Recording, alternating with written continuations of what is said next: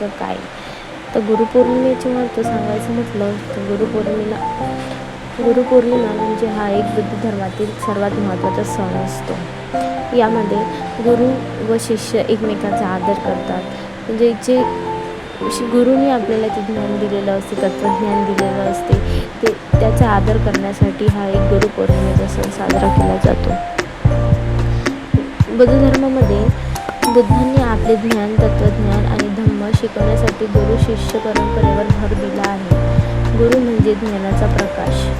बौद्ध धर्मानुसार गुरु म्हणजे जणू ज्ञानाचा दिवा आहे, जो अज्ञानाच्या अंधकारात प्रकाश पाडतो. बुद्धांनी आपल्या शिष्यास योग्य मार्ग दाखवून दुःखातून मुक्त होण्याचा मार्ग दाखवला.